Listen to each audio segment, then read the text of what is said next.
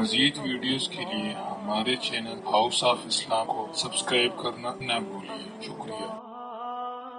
أنفسنا ومن سيئات أعمالنا من يهده الله فلا مضل له ومن يضلله فلا هادي له وأشهد أن لا إله إلا الله وحده لا شريك له وأشهد أن سيدنا وسندنا ونبينا ومولانا محمدا عبده ورسوله صلى الله تعالى عليه وعلى آله وأصحابه وبارك وسلم تسليما كثيرا.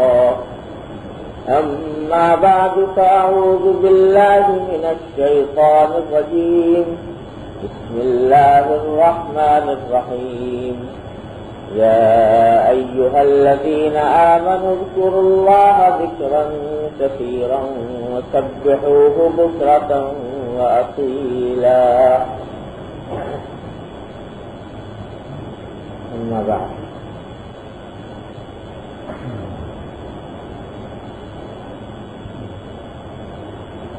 پچھلے رمضانوں میں بھی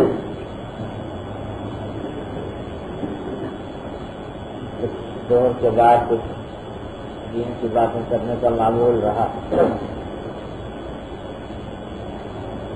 ان سال ابتداء رمضان سے تو موقع نہیں ملا، لیکن بعض بزرگوں اور احباب کی خواہش کی کہ کم از کم عشرہ اخیرہ میں کچھ بیان ہو جائے. اس سے پہلے بھی حضرت حکیم الامت مولانا اسد علی صاحب تھانوی قدس اللہ الفردوس کے ملفوظات میں سے انفاس عیسیٰ کا کچھ حصہ پڑھ کر اس کی بنیاد پر کچھ گزارشات پیش کی جاتی رہی. اللہ کے نام پر آج سے اس عشرے میں انفاس عیسائی کی کچھ باتیں ذکر کرنے اور تکرار اور ان کے تشریح کی نیت ہے. اللہ تعالیٰ اس کی میں برکت عطا فرمائے اور ہم سب کے لیے مفید اپنا عطا کرے.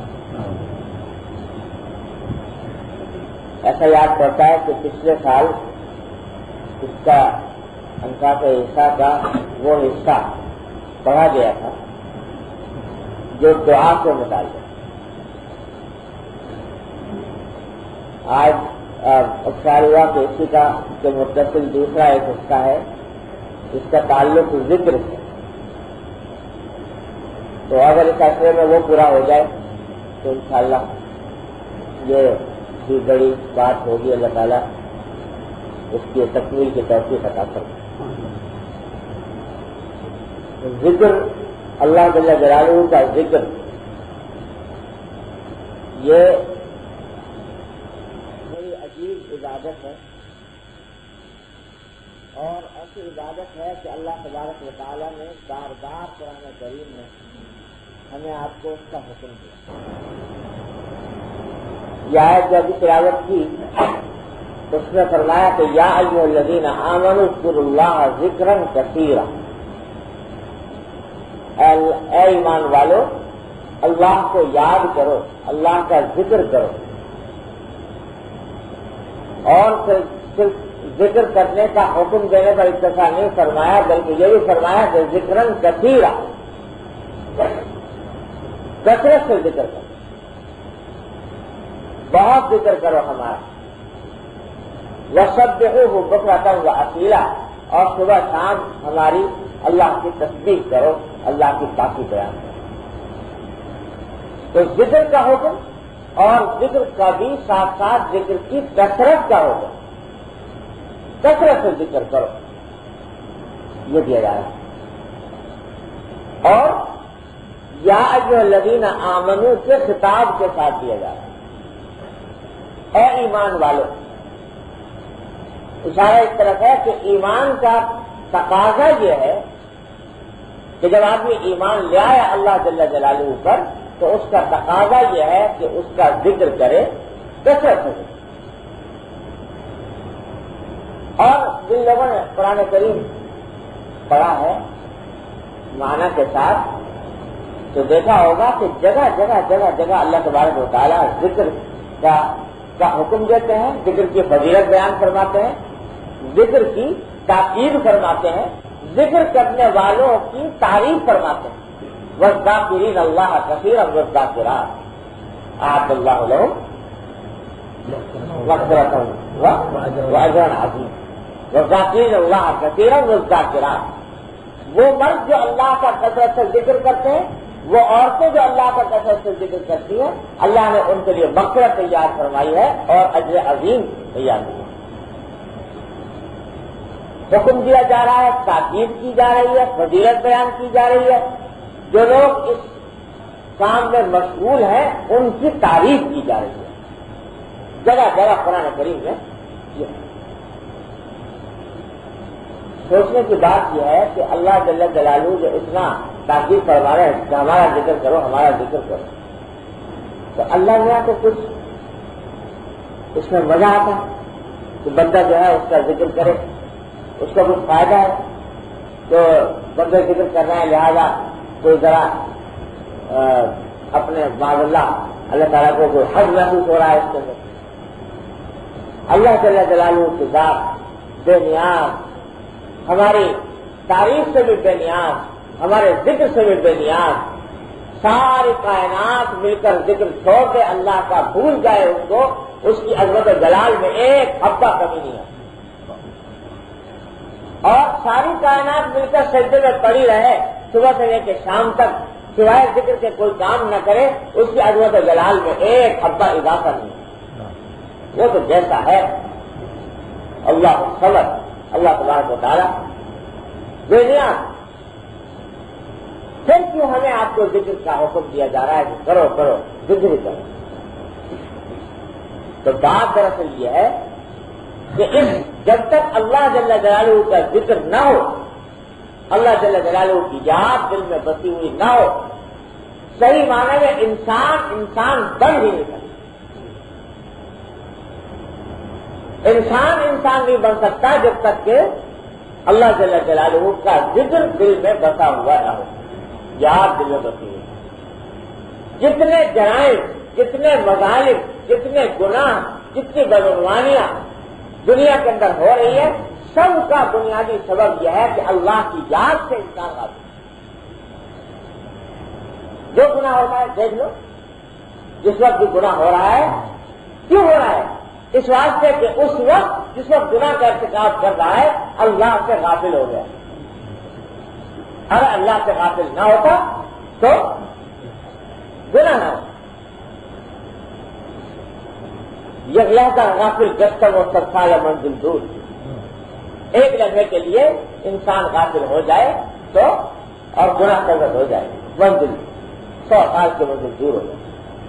تو گناہ ہوتا اس وجہ سے ہے کہ یاد نہیں ہے دل میں، غفلت۔ اللہ بچائے، اللہ تعالیٰ محفوظ رکھے۔ سب سے بڑا عذاب، سب سے بڑا وبال، سب سے بڑی مصیبت انسان کے لیے ہے غفلت۔ اللہ سے غفلت، اللہ کے ذکر سے غفلت، آخرت سے غفلت، اللہ تعالیٰ کے سامنے پیش ہونے کے تصور سے غفلت، اللہ کے سامنے جواب دہی کے احساس سے غفلت۔ یہ سب سے بڑی بیماری، سب سے بڑا عذاب، سب سے بڑا وبال اور اس دنیا میں سب سے بڑی مصیبت ہے۔ اللہ تعالیٰ اس رحمت سے بنا رہے ہیں۔ یہ جتنی عبادتیں ہمارے آپ کے لیے اللہ تعالیٰ نے مقرر فرمائی ہے، نماز ہو، روزہ ہو، ذکر ہو، عبادت ہو، تلاوت ہو، تسبیح ہو، اعتکاف ہو، جتنی عبادتیں ہیں ان سب کا بنیادی مقصود اگر دیکھو گے تو ایک ہے غفلت کا ازالہ اور تعلق مع اللہ کا حصول۔ یہ ہے بنیاد حصول۔ غفلت ظاہر ہو، کیونکہ انسان جب دنیا میں رہتا ہے، دنیا کے کام دھندوں میں لگا رہتا ہے، صبح سے لے کے شام تک دنیا کے مشغولیات میں لگا ہوا ہے، تو اس کے دل کے اوپر غفلت کے پردے پڑتے ہیں، غفلت کے حجاب پڑتے ہیں،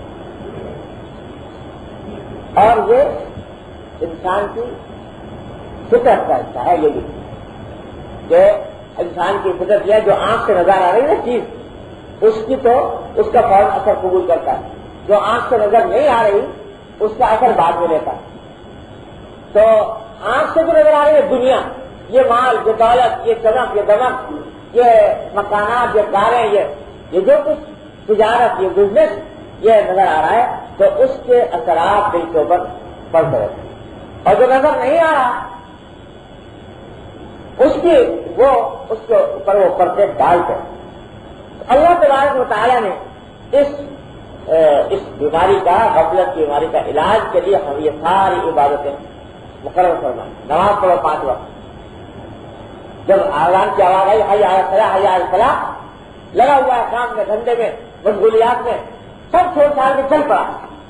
تو مانا یہ کہ وہ غفلت کے جو اسباب پیدا ہو رہے تھے وہ دور کیے اور اللہ تبارک و تعالیٰ کے ذکر، اللہ تعالیٰ کی یاد کی طرف روانہ ہو گئے۔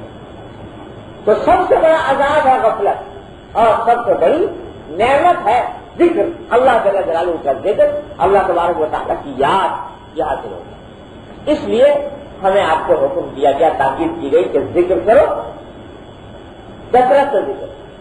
جب تک کثرت سے ذکر نہیں کرو گے یہ حجابات نہیں اٹھیں گے، یہ دل پر پردے پڑے رہیں گے، اور جب دل پر پردے پڑے رہیں گے تو گناہ بھی ہوں گے، بدعنوانیاں بھی ہوں گی، جرائم بھی ہوں گے، بد اخلاقیاں بھی ہوں گی، سبھی کچھ ہوگا۔ جب اللہ کی یاد دل میں جگہ کر لیتی ہے، اللہ تعالیٰ کی یاد دل میں بس جاتی ہے، تو پھر انسان سے گناہ نہیں ہوتا، پھر گناہ نہیں ہوتا۔ وہ جو حدیث میں فرمایا کہ لا یزنی الزانی حین یزنی وہو مؤمن، کہ جب زانی زنا کرتا ہے، اللہ بتائے، تو وہ مومن ہونے کی حالت میں زنا نہیں کرتا، چور چوری کرتا ہے تو مومن ہونے کی حالت میں چوری نہیں کرتا۔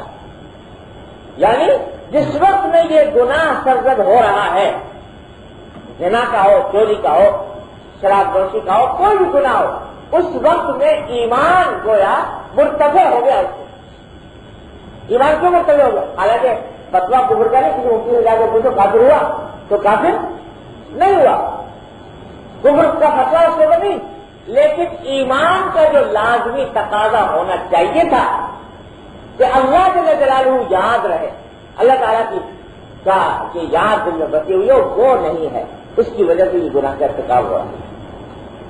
یہ معنی لا یزنی الزانی حین یزنی وہو مؤمن، لا یسرق السارق حین یسرق وہو مؤمن۔ لیکن جب یہ بس جائے دل میں تو اس کے بعد پھر ارتکاب نہیں ہوتا، قدم نہیں اٹھتا، ہاتھ نہیں چلتا، نگاہ نہیں اٹھتی غلط کام کی طرف، جب اللہ تبارک و تعالیٰ وہ جو مشہور قصہ ہے کہ حضرت فاروق اعظم رضی اللہ تعالیٰ تشریف لے جا رہے تھے جنگل،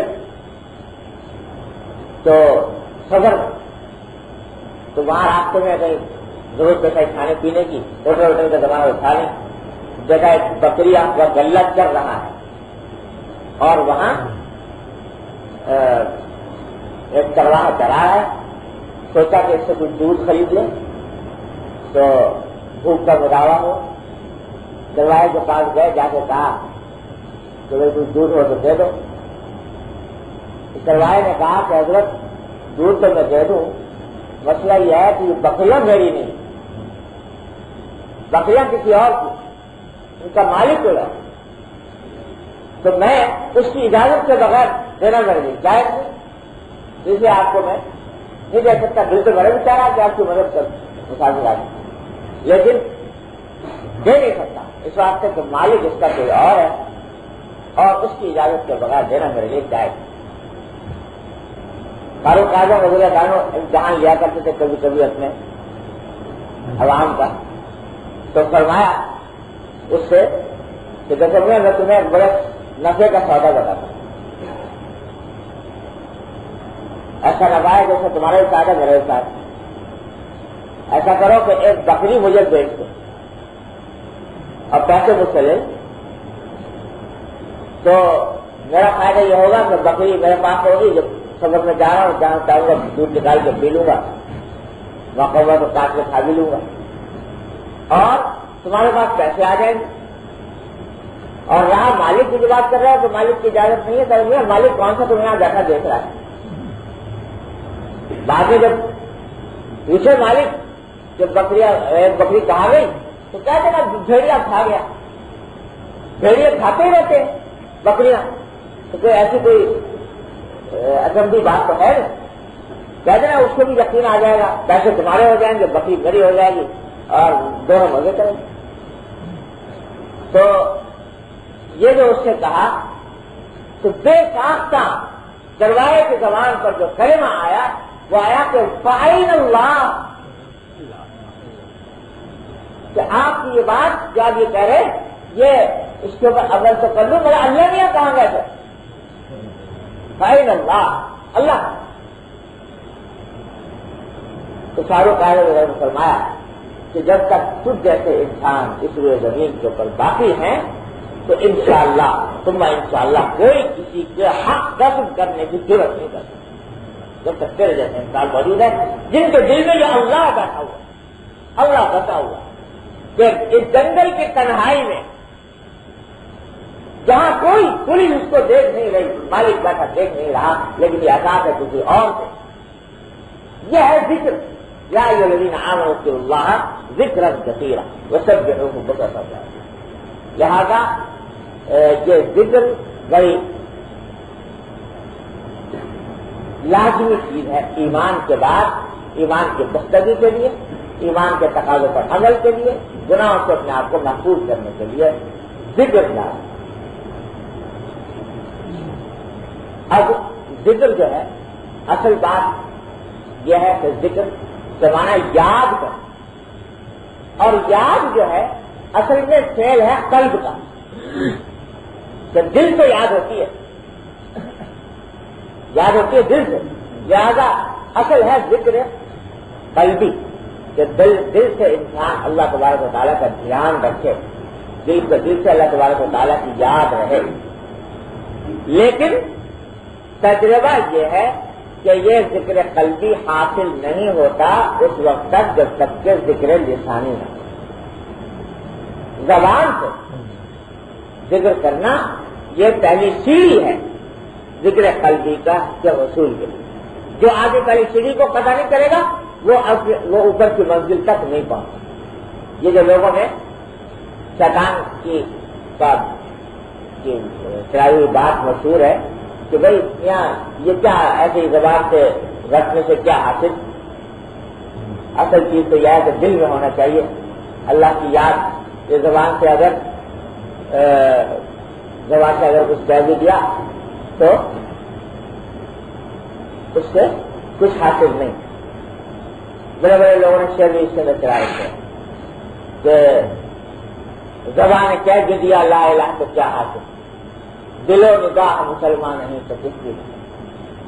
تو یہ زبان نے کہہ بھی دیا لا الہ تو کیا حاصل، دل و نگاہ مسلمان نہیں تو کچھ بھی نہیں، یہ ایک انتہا پسندی کی بات ہے، انتہا پسندی کی بات۔ ارے اگر زبان نے کہہ دیا تو وہ بھی لا حاصل نہیں، کم از کم ایک عضو نے تو کہہ دیا لا الہ الا اللہ، کم از کم ایک عضو تو اللہ تبارک و تعالیٰ کے ذکر میں مشغول ہو گیا، اس کو بیکار نہ سمجھو، اس کو لا حاصل نہ سمجھو۔ مشہور ہے یہ شعر کہ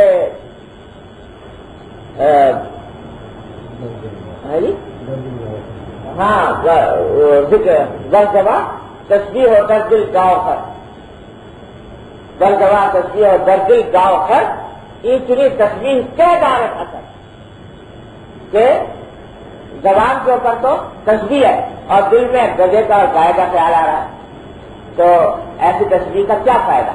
جس شاعر نے کہا تمہارے حضرت حکیم الامت مولانا خان کے رحمۃ اللہ تعالیٰ فرماتے ہیں کہ میاں جس شخص نے کہا وہ آشنائے راز نہیں، وہ آشنائے راز نہیں جس نے یہ کہا کہ ان کی تصویر کیا دار ہے۔ ارے صحیح بات یہ ہے کہ اگر برزباں تصویر اور دردل گاؤ کر اتنی تصویر ہم دار ہے، ایسے تصویر جو فائدے سے خالی نہیں، یہ بھی اثر ہے۔ اور کیا اچھی بات فرمائی پیارے بھائی، یہ کم از کم ایک سارا دل کہیں اور دماغ کہیں اور بد حواسی کے عالم میں کسی عالم میں، لیکن کم از کم ایک ایک عضو تو اللہ تبارک و تعالیٰ کی یاد کر رہا ہے، یہ کچھ کم نعمت نہیں، اس پر شکر ادا نہیں کرو گے کہ اللہ تبارک و تعالیٰ نے یہ نعمت ادا کرنا. بہت کو یہی ہے ایک تو ہے، یہ نہ سمجھو کہ یہ بیکار عمل ہو رہا ہے. ارے بھائی، یہ زبان جو حرکت کر رہی ہے اللہ تبارک و تعالیٰ کے ذکر میں، یہی سے رفتہ رفتہ یہی آگے بڑھ کر دل کی طرف کی دل کی کھڑکی بھی کھول دے گی انشاءاللہ سے اللہ نے. لیکن یہ اگر یہ پہلا کام نہ کیا تو آگے بھی کیسے بڑھو. اور یہ جو خیالات یاد آتے ہیں ان کا بھی سنیے. یہ نماز میں خیالات، ذکر میں خیالات، ہر چیز میں بڑی پریشانی ہوتی ہے کہ آدمی جو ہے یہ ادھر ادھر کے خیالات میں رہتا ہے اور ذکر میں دل نہیں لگ رہا، نماز میں دل نہیں لگ رہا، خوشی نکالا ہوتا ہے خلوص. تو بھائی حضرت حکیم رحمت وہاں کھانے رہتا ہے فرما گئے ان کے کہ انہوں نے ہر چیز 2 اور 2 4 کی طرح نکھار کر بتا گئے ہمارے لیے آسان سے.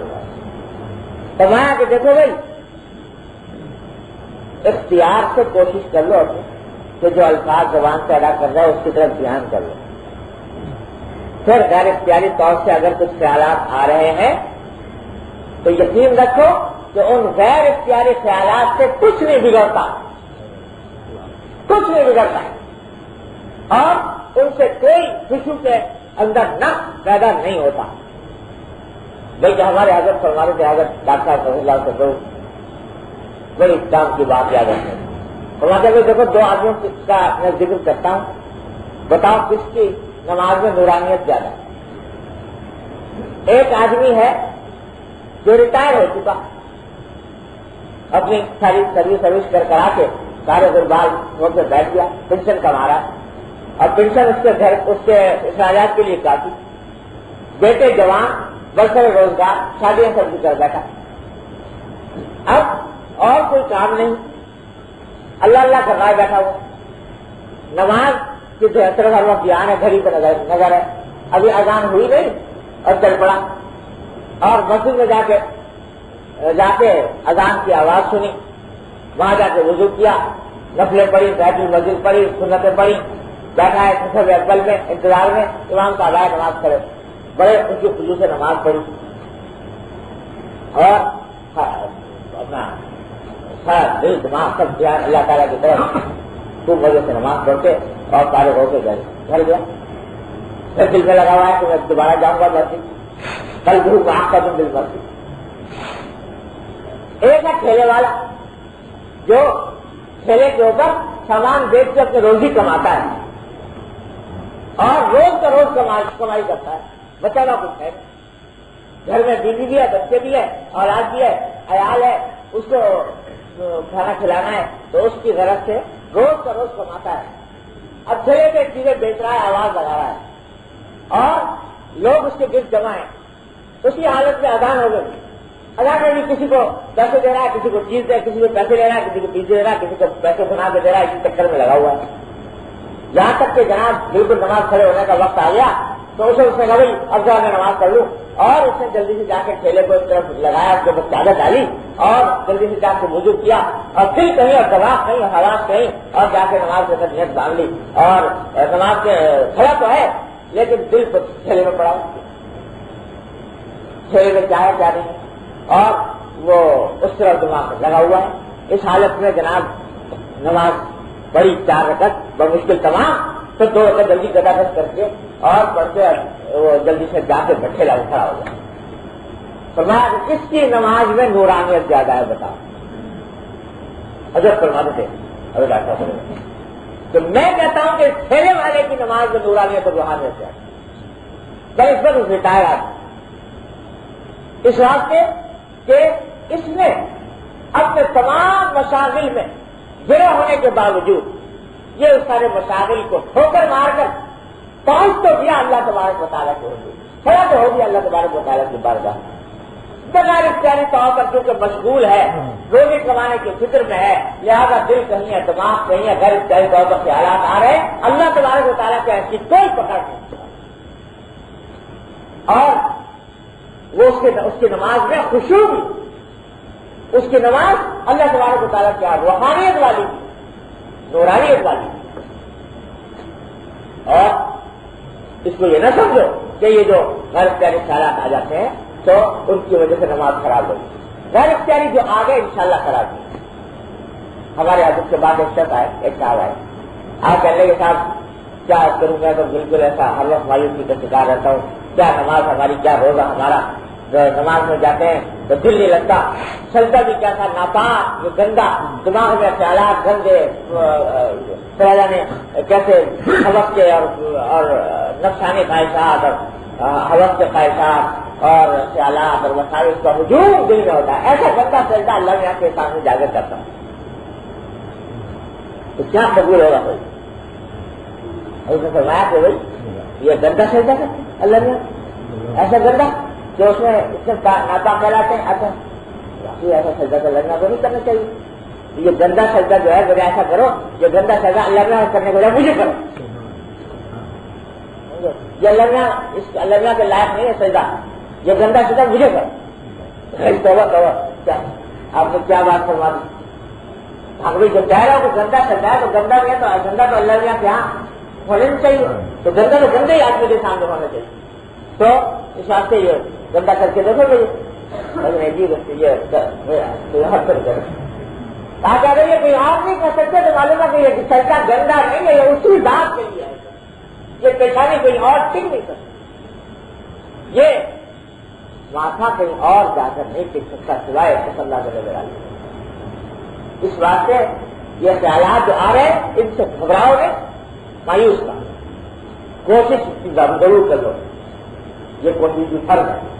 کوشش کرو کہ الفاظ جو زبان سے ادا ہو رہا ہے نماز کے ذکر میں ان کی طرف سے معلوم ہو کہ میں کیا پڑھ رہا ہوں. الحمدللہ رب العالمین کہا تو معلوم ہو کہ الحمدللہ رب العالمین کہا.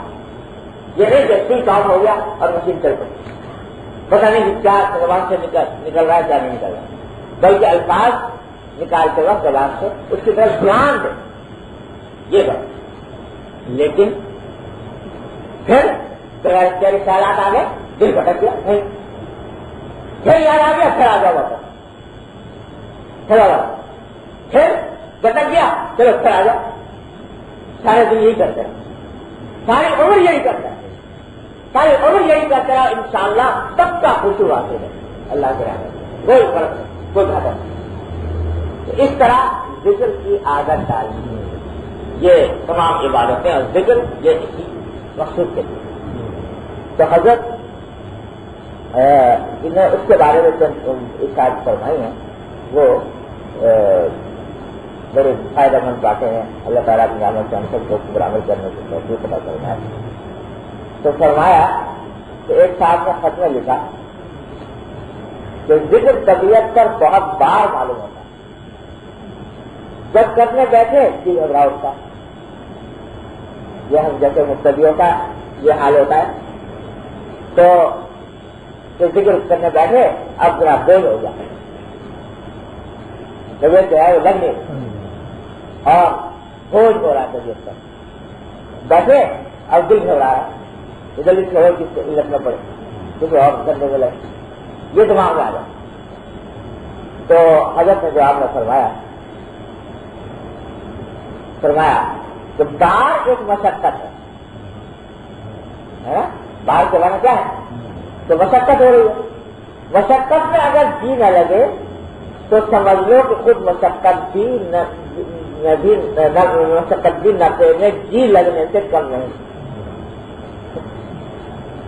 مقصد یہ ہے کہ اس مشقت کے لیے چھوڑو تو نہیں، لگے گا، لیکن اس نے سمجھ لو کہ مشقت سے جو نفع ہوگا یعنی ثواب ملے گا وہ جی لگنے کی صورت میں جو ملتا اس سے کم نہیں ہوگا. یعنی دل لگ رہا ہوتا ذکر میں اور دل لگ رہا ہوتا، مزہ آ رہا ہوتا، لطف آ رہا ہوتا اور ذکر کرتے تو اس میں جو نفع ہوتا اس سے کم نفع نہیں ہوگا اس حالت میں جبکہ دل نہیں لگ رہا اور کر رہا ہے. بلکہ بعض جگہ پر اس نے فرمایا کہ یہ بڑھ جائے گا اس سے اجر. اس میں اندیشہ ہے جو آدمی جس کو ذکر میں مزہ آ رہا ہے، لطف آ رہا ہے، تو اس کو اندیشہ ہے کہ وہ ذکر کر رہا ہو مزے کے ساتھ، لذت آ رہی ہے، لذت کی وجہ سے کر رہا ہے۔ اور جس شخص کا دل نہیں لگ رہا، مشقت ہو رہی ہے، بار ہو رہا ہے، دل گھبرا رہا ہے، پھر بھی بیٹھا ہے، تو یہ اس بات کی علامت ہے کہ اپنے نفس کی مخالفت کر کے خالص اللہ کے لیے ذکر کر رہا ہے، اس لیے اس کے اوپر بڑے اجر کے طور پر حضرت گنگوئی صلی اللہ علیہ وسلم اللہ تعالیٰ کے درجات بلند فرمائے، ان کا ملفوظ میں نے سنا اپنے والد ماجد صلی اللہ علیہ وسلم سے بھی اور اپنے حضرت ڈاکٹر صاحب صلی اللہ علیہ وسلم سے بھی، اور شاید تک حضرت کے موبائل میں کہیں دیکھا جائے۔ حضرت گنگوئی اللہ فرماتے ہیں، تم سن لیجیے، یاد رکھنے کی بات، فرمایا کہ میں مبارکباد دیتا ہوں اس شخص کو جسے ساری عمر کبھی نماز میں مزہ نہیں آیا، جسے ساری عمر کبھی نماز میں اور ذکر میں مزہ نہیں آیا، مگر پھر بھی نماز پڑھتا رہا، پھر بھی ذکر کرتا رہا، میں اس کو مبارکباد دیتا ہوں کہ اس کی نماز انشاءاللہ اللہ تعالیٰ کیا ضرور قبول۔ جس شخص کو مزہ آ رہا ہوتا اور وہ پڑھ رہا ہوتا، اس میں اندیشہ تھا کہ کہیں نیت جو ہے وہ حصول لذت کی نہ ہو گئی، اور جس کو مزہ کچھ بھی نہیں آ رہا اور لگا ہوا ہے تو اس کو اندر انشاءاللہ اس بات کا احتمال ہے۔ کسی حضرت فرماتے ہیں کہ سمجھو کہ خود مشقت بھی نفع میں جی لگنے سے کم نہیں، جس طرح سے بھی ہو حتی ویسا پورا کر لیا کیجیے، شدہ سب دشواری مبدل بآسانی ہو جائے۔ یہی شیطان کا جو وار ہوتے ہیں نا، ویسے ہی ماحول ہوتا ہے کہ دل نہیں لگا، ارے بھائی تو کیا ذکر کر رہا جاتا ہو، تیرا دل کہیں دماغ نہیں، ہوا سے باغتا، اور تو اس لائق نہیں کہ تیرے منہ پہ دماغ سے ذکر آئے اللہ کا، چھوڑ اور کوئی سجدہ دے، یہ صرف کہہ کے اس کو مایوس کر کے چلتا کر دیتے۔ حضرت فرماتے ہیں کہ ارے بھائی یہ تو مشقت سے اور تجھے مزہ آ رہا ہے اور تجھے اجر مل رہا ہے اور ثواب ہو رہا ہے، یعنی چھوڑ کے نہ بیٹھ، مشقت کی حالت میں لکھیے۔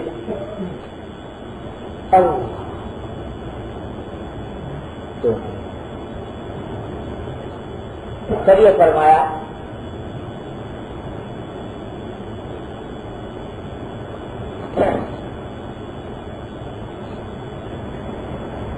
کہ باوضو ذکر کرنے سے برکت زیادہ ضرور ہوتی ہے، لیکن وضو رکھنا ضروری نہیں، اس لیے اگر کسی کا وضو نہ ٹھہرتا ہو اور بار بار وضو کرنے سے تکلیف ہو تو تیمم کر لیا جائے، مگر اس تیمم سے نماز اور وقت مصحف جائز نہیں۔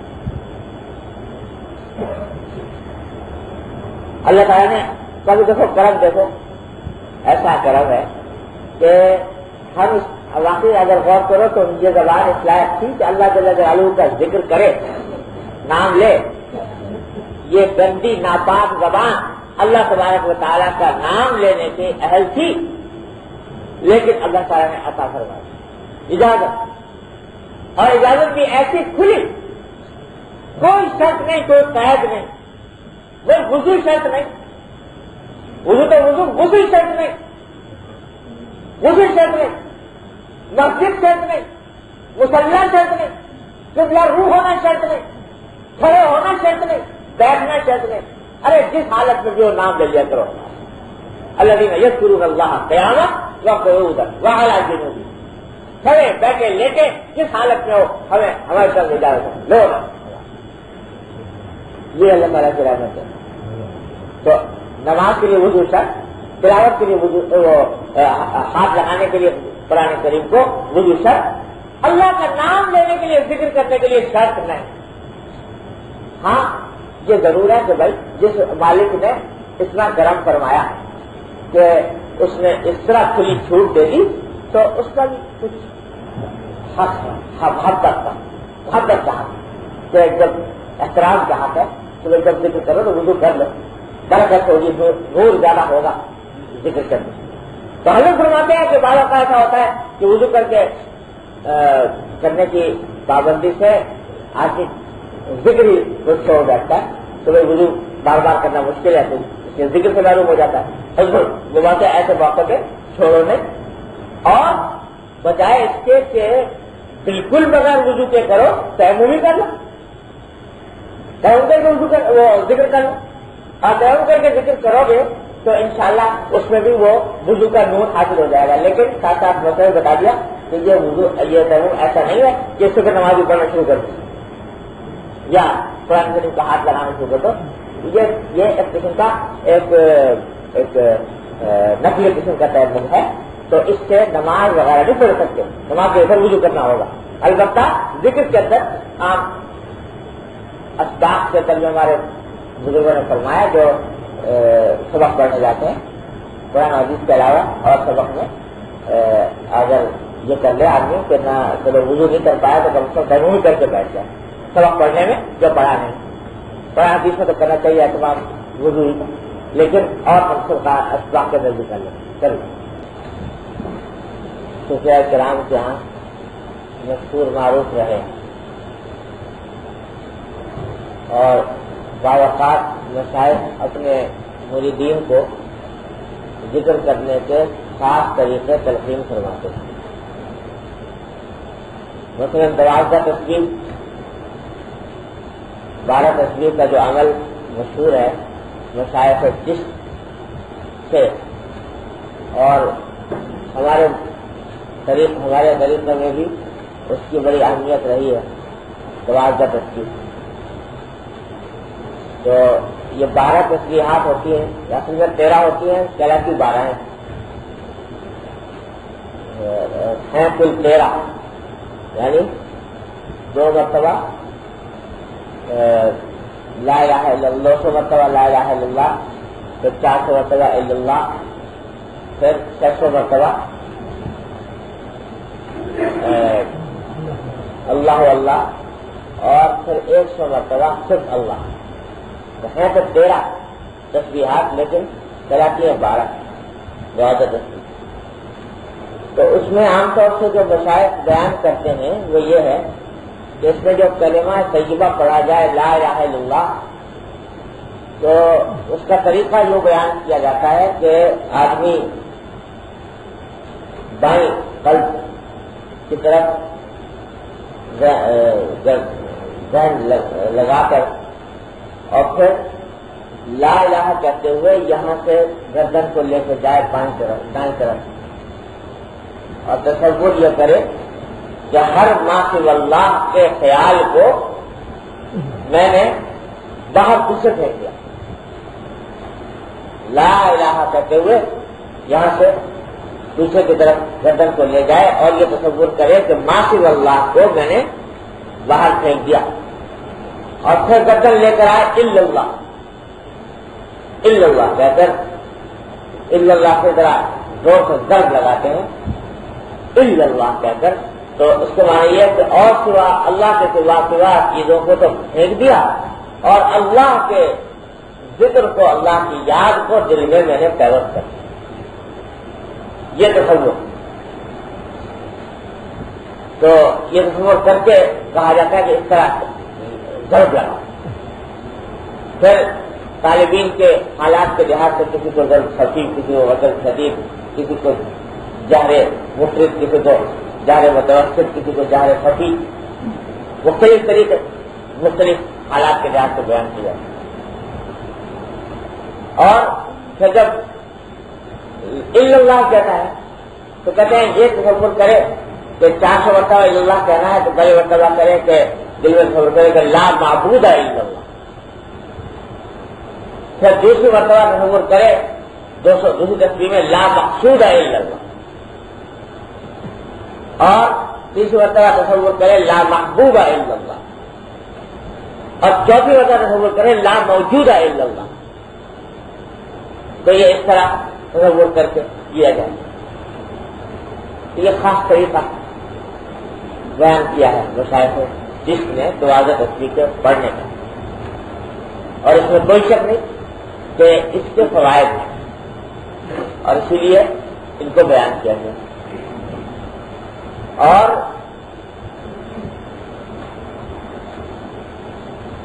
اللہ تبارک و تعالیٰ تو دینے والے ہیں. مشاہد نے یہ جو طریقے بیان کیا ہے اس لیے ذرا دل میں ماسو اللہ کے خیالات کم ہو، یکسوئی جمعی حاصل ہو، اللہ تبارک و تعالیٰ کی طرف دھیان بخش. تو اچھا ہے یہ کرے بشرطے کہ اس کو سنت نہ سمجھے، دین کا حصہ نہ سمجھے. یہ نہ سمجھے کہ ذکر اسی طرح ہوتا اور اس کے بغیر ذکر کرنا درست نہیں. نہ اس کو یہ سمجھے کہ اس طرح کرنے میں کوئی فضیلت زیادہ ہے. اگر یہ سمجھ لیا کہ اس طرح ضرب لگانے میں ہی فضیلت ہے، یا اس میں ثواب زیادہ ہے، یا یہ مستحب ہے، یا یہ سنت ہے، تو یہی عمل بدعت بن جائے. اس واسطے اس کا اہتمام بڑا ضروری ہے. تو یہ سارے جو ہیں در حقیقت جو صوفیاء کرام نے طریقے بتائے ہیں، یہ ان کا حاصل ہے علاج. لوگ کہتے ہیں بعض اوقات اس میں افراد تفریح میں مبتلا رہتے ہیں. تو بعض لوگ کہتے ہیں کہ صاحب ثبوت لاؤ اس کا. تو صاحب لا الہ کہتے ہوئے گردن پیچھے کو لے گیا، ان اللہ کہتے ہوئے گردن آگے کو لائے اور پھر دل میں تصور کیا. تو اس کا ثبوت لاؤ قرآن سے حدیث سے.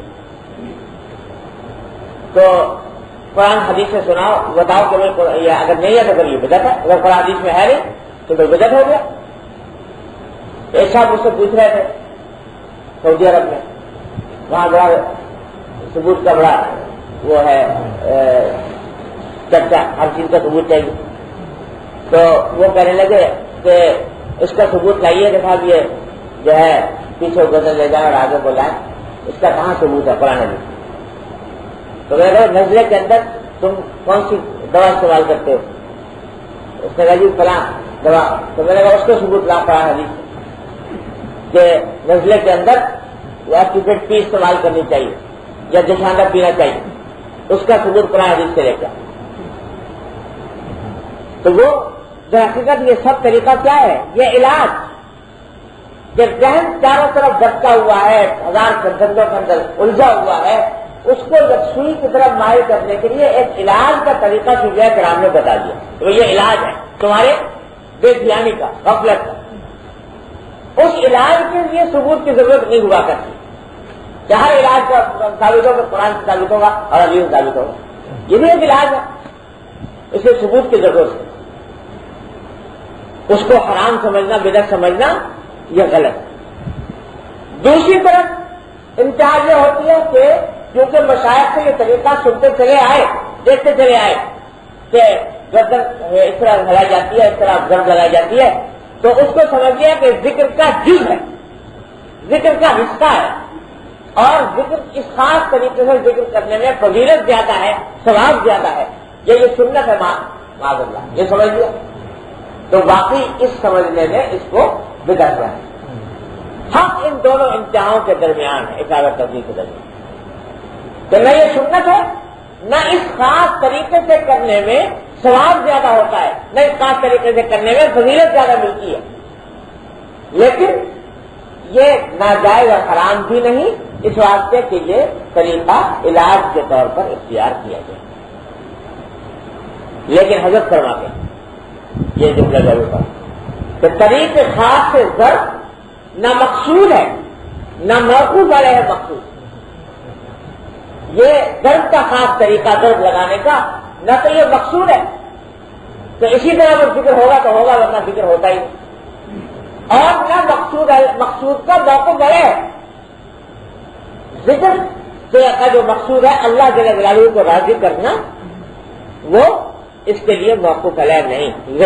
کس جگہ لگاؤ ویسے تو بھی اس کا بالکل وہی فائدہ، یعنی آخر سے وہی فائدہ ہوگا جو ضرب سے حاصل ہو سکتا تھا. اخروی فائدہ ہو سکتا ہے دلجمی اتنی نہ ہے، دلجمی اتنی نہ ہو. ذرا جب آدمی بیٹھتا ہے ضرب لگاتا ہے، ذرا تھوڑا سا جہل بھی کرتا ہے، تھوڑی سی اس میں لہن بھی ہوتی ہے، تو اس میں دل لگ جاتا ہے. بس اتنی سی بات ہے، یہ فائدہ حاصل ہے. باقی فضیلت جو جتنی ایک ذکر خفی میں ہے اتنی ذکر جاہر میں ہے ہی نہیں کرے. اصل ذکر کے اندر فضیلت وہی ہے جو خفی ہو، آہستگی کے ساتھ.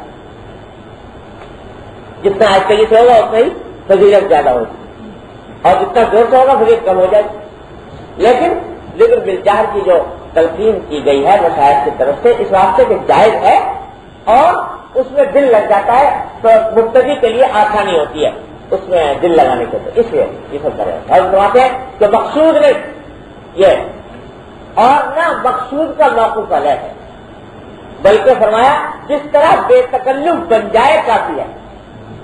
بے تکلف ذکر جس طرح ہو جائے وہی کافی.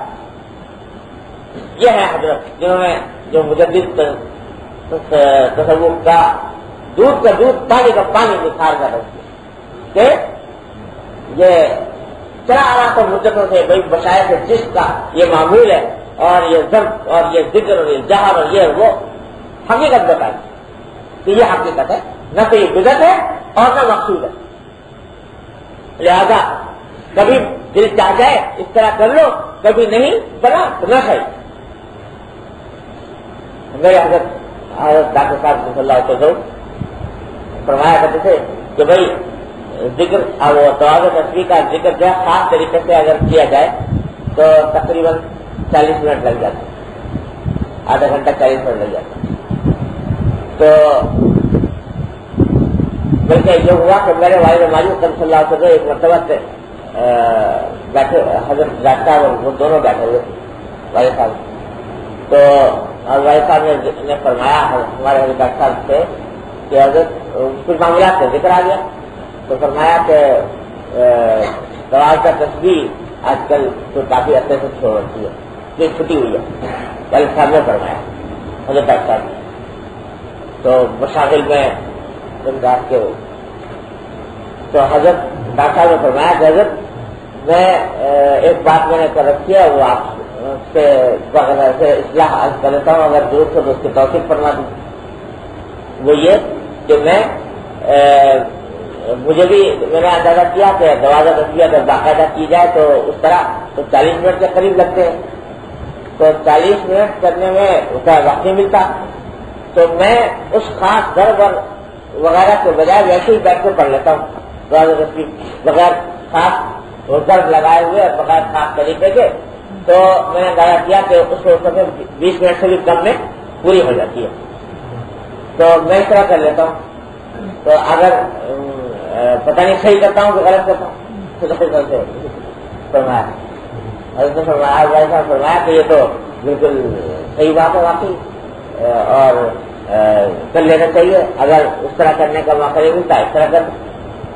تو مقصود یہ ضرب تھوڑی ہے، مقصود تو ذکر ہے. تو اس واسطے حضرت نے فرمایا کہ بھائی یہ قصہ تو پہلے مجھے بھی خیال نہیں آیا تھا، آئندہ میں بھی اس کو عمل کروں گا. تو پھر عمل فرمایا ہوگا. تو اس لیے سارے طریقے خوب سمجھ لیجیے صوفیاء کرام نے بتائے ہیں، یہ سب انتہا سے لے پاک انفاق یہ بتا دیا کہ خاص طریقہ ہے اس طرح کے ہر سانس سے ذکر ادا ہو. تو یہ ایک خاص طریقہ ہے، اس کو شغل بھی کہتے ہیں. ذکر تو ذکر ہے جو زبان سے ادا کیا، شغل اس نام ہے اس خاص طریقے کا جس خاص طریقے سے کوئی ذکر کا کو مقید کیا گیا ہو اس کو شغل کرتے. تو یہ کہتے ہیں ذکر شغل بہت کرتا ہے. تو ذکر یہ ہوا شغل یہ ہوا. تو یہ پاک الفاظ کا شغل ہے کہ وہ ہر سانس سے ذکر کی آواز نکلے ہے بڑا پرلطف. لیکن یہ سب وہی حقیقت ہے اس کی کہ یہ علاج کے طور پر مشروع کہا گیا ہے. یہ کوئی اس کی وجہ سے ذکر میں کوئی فضیلت پیدا نہیں ہوتی. اسی کو لوگوں نے بنا دیا، کہہ دیا کہ صاحب یہ پاک الفاظ جو ہے یہ بڑا اعلیٰ درجے کا ذکر ہے، اس میں فضیلت بہت زیادہ ہے دوسرے ذکر کے مقابلے میں. یہ تو گویا اس فضیلت کو جب بڑھا دیا تو اسی نے اس عمل کو بدعت بنا. یہ خوب یاد رکھیں یہ بات. اللہ تعالیٰ اس میں افراط تفریط سے بچائیں. نہ ان صوفیاء کرام کو جنہوں نے یہ اشغال کیے ہیں ان کے بارے میں بدگمان ہو کہ انہوں نے بدعت کا ارتکاب کیا اور نہ ان کو مقصود سمجھے. تو چند جملے میں حضرت کو بات فرمائی. طریق خاص سے ضرب نہ مقصود ہے نہ موقوف علیہ ہے مقصود. جس طرح بے تکلف بن جائے کر. ارے بھائی اللہ تعالیٰ سے کل جیسے عرض کرا تھا کہ جو اللہ تعالیٰ کا نام لینے کی توفیق ہو گئی جس طرح بھی ہوگی، یہ معمولی نعمت کی بات ہے، جس طرح بھی ہوگی، چلتے پھرتے قیاماً و قعوداً والا جنوبیم، جس طرح بھی ہو گئی اللہ تعالیٰ کے نام ہے، اسے کرم، اس کو غنیمت سمجھنا چاہیے، اس کو شکر ادا کرنا چاہیے. اب ایک صاحب نے لکھا حضرت کو کہ دل چاہتا ہے کہ ذکر چھوڑ دوں اور بیٹھ کر سوچتا رہوں، اور ذکر میں طبیعت کم لگتی ہے. ذکر کرتے تھے لیکن ایک دم سے حالت جاری ہوئی کہ ذکر کی طرف طبیعت نہیں چلتی. لگے کہ ذکر دل چاہتا ہے کہ چھوڑ دوں اور سوچتا رہوں بیٹھا. حضرت جواب میں لکھا یہ جو لکھا ہے کہ ذکر چھوڑ دوں اور بیٹھ کر سوچتا رہوں تو یہ برکت ذکر ہی کی ہے کہ فکر سے انس ہو گیا. یہ برکت ذکر ہی کی ہے کہ فکر سے انس ہو گیا ہے. ذکر جو ہے نا یہ در حقیقت اس کا بالآخر ثمرہ ہوتا ہے فکر. الذین یذکرون اللہ قیاما وقعودا وعلى ویتفکرون فی خلق السماوات والارض. تو ذکر کا آخر ذکر کا نتیجہ ہوتا ہے پھر فکر کہ آدمی اللہ جل جلالہ کی قدرت کاملہ، اس کی رحمتیں، اس کی نعمتیں، ان کے اندر سوچنے میں مستغرق ہو جاتا ہے، محو ہو جاتا ہے. تو فرمایا کہ یہ برکت ذکر ہی کی ہے کہ فکر سے انس ہو گیا ہے.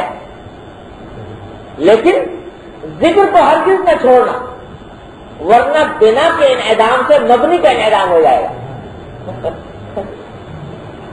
کہ چونکہ یہ فکر حاصل ہوا ذکر ہی کی برکت سے، لہٰذا جس ذریعے سے یہ دولت ملی اس کو اگر چھوڑ دیا تو یہ فکر بھی جاتا رہے گا بات.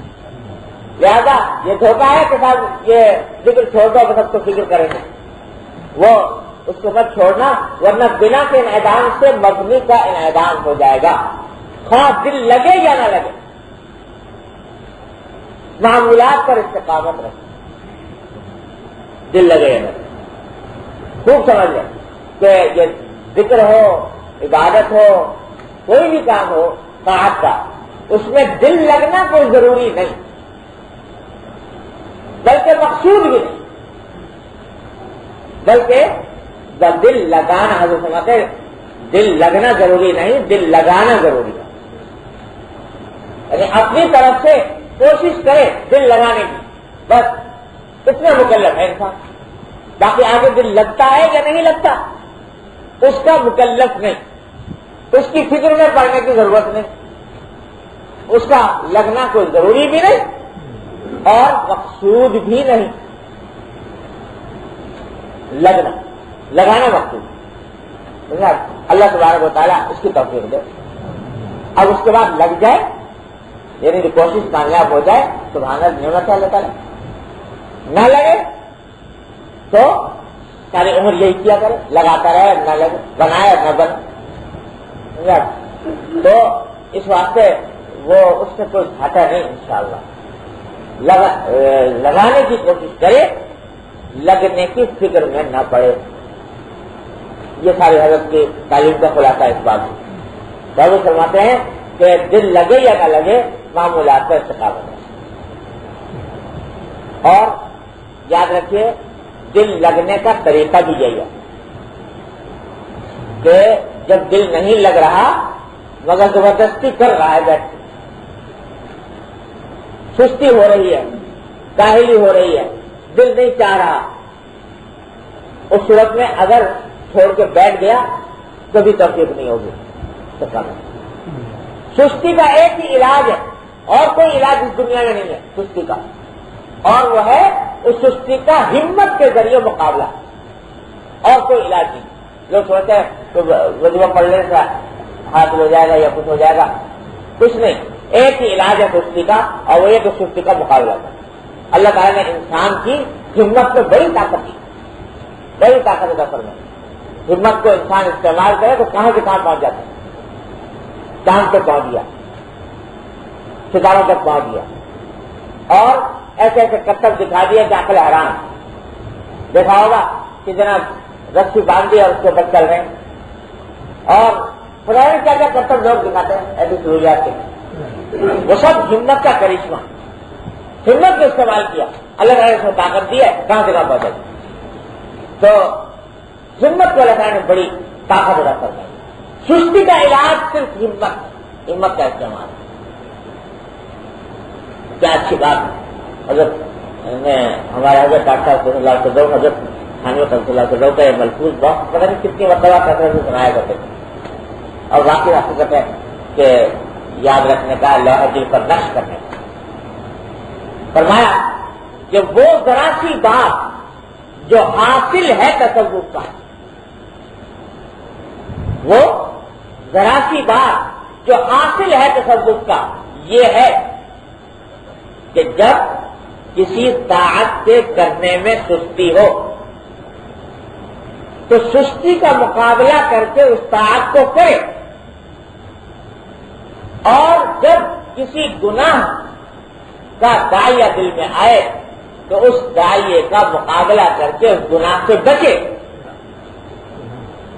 بس اسی سے تعلق مع اللہ پیدا ہوتا ہے، اسی سے تعلق مع اللہ ترقی کرتا ہے، اور اسی سے تعلق مع اللہ محفوظ رہتا ہے۔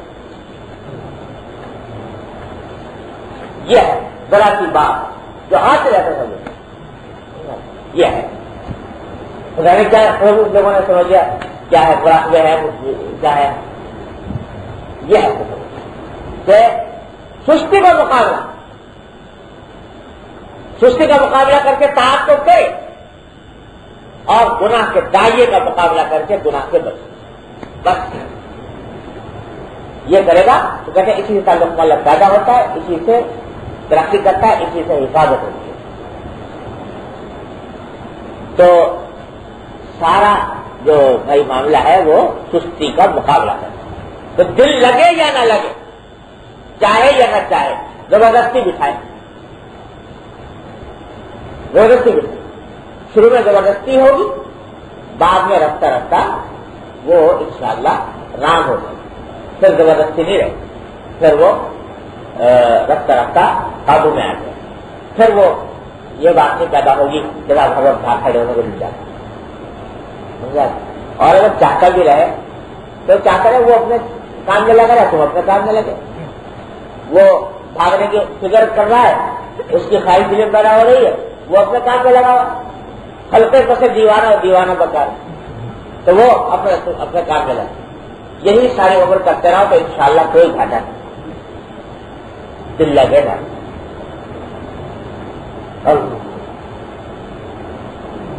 آگے سر فرمایا کہ اگر معمول سے زیادہ ذکر کو طبیعت چاہے تو کر لے، لیکن اس زائد کو لازم نہ سمجھے، اور جب بعد چندے امید دوام ہو جائے تو التزام کر لے۔ مستقیوں کو اکثر بیشتر یہ بات پیش آتی ہے کہ شروع میں ذکر کرنا شروع کیا، اب جوش پیدا ہوا، دل جگہ اور کریں، تو اب جوش میں اگر کر دیا زیادہ معمولات، بعد میں نبھ سکے نہیں، نبھا سکا نہیں، تو اس سے نقصان ہوتا ہے۔ یہ حضور اقدس صلی اللہ علیہ وسلم کا ارشاد ہے کہ خیر العمل ما دیم علیہ وان قل، سب سے اچھا عمل وہ ہے جس پر انسان مداومت کرے، اگر سے تھوڑا ہو مگر کرے مداومت، پابندی سے، اس میں وہ زیادہ بہتر افضل ہے۔ بلکہ کہ آج تو کر لیا، کل رات کھڑے ہیں، رات کو رات دن